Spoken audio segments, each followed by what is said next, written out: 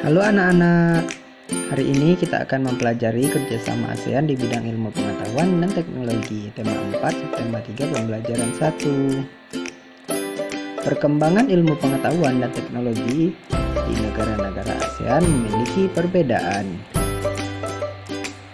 Perbedaan tersebut mendorong terjalinnya kerjasama dalam bidang penguasaan ilmu pengetahuan dan teknologi.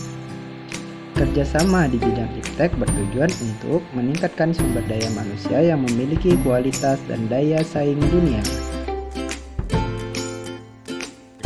Bentuk-bentuk kerjasama ASEAN di bidang ilmu pengetahuan dan teknologi.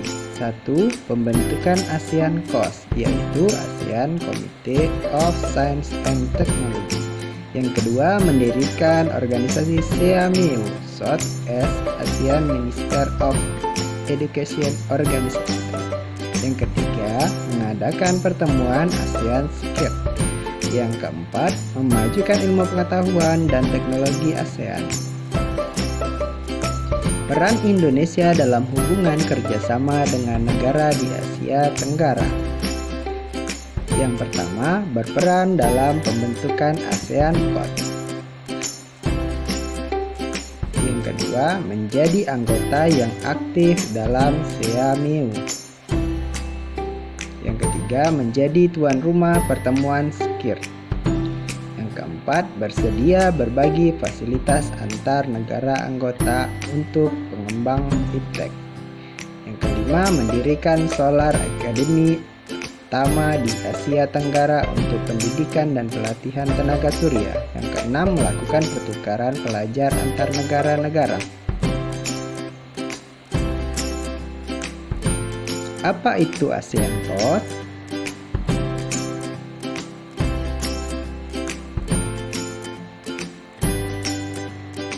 ASEAN Committee on Science and Technology atau disingkat COS merupakan suatu wadah untuk para pembuat kebijakan ilmu pengetahuan, teknologi, dan inovasi atau IPTEKIN serta para peneliti IPTEKIN di kawasan ASEAN untuk menentukan arah kebijakan IPTEKIN ASEAN dan meningkatkan kegiatan IPTEKIN guna mengukir laju perekonomian.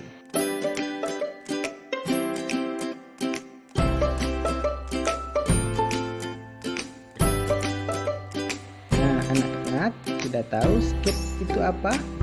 SCIRT itu disingkat dari Subcommittee on Science and Technology, Infrastructure and Resource Development atau disingkat SCIRT, yaitu pertemuan oleh 8 negara ASEAN yang membahas tentang kegiatan riset, tek, dan inovasi negara ASEAN.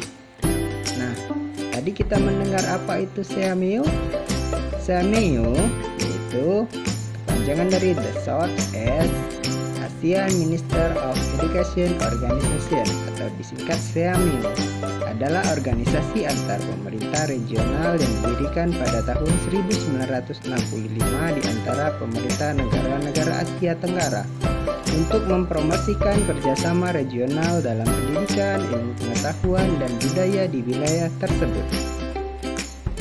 Nah, Indonesia telah melakukan kerjasama dengan negara-negara ASEAN di beberapa bidang. Apa tujuan dari kerjasama tersebut?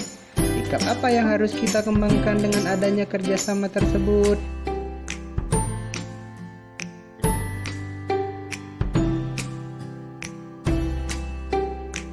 Nah, sekarang kita akan mempelajari kerjasama ASEAN.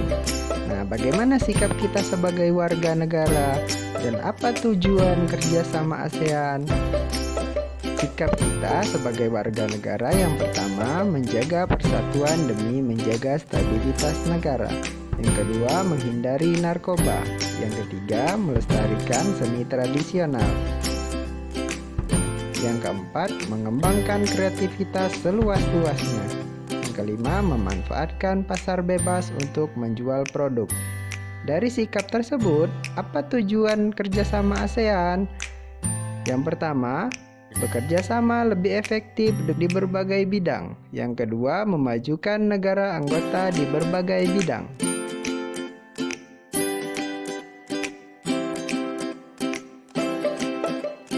setelah mengetahui sikap dan tujuan kerjasama ASEAN, sekarang apa sih manfaat kerjasama tersebut? Manfaat kerjasama ASEAN mempererat hubungan antar negara. 2. Saling memperkenalkan budaya antar negara. 3. Saling membantu menyelesaikan konflik. Yang keempat, meningkatkan ekonomi antar negara. Yang kelima, mengembangkan ilmu pengetahuan dan teknologi antar negara.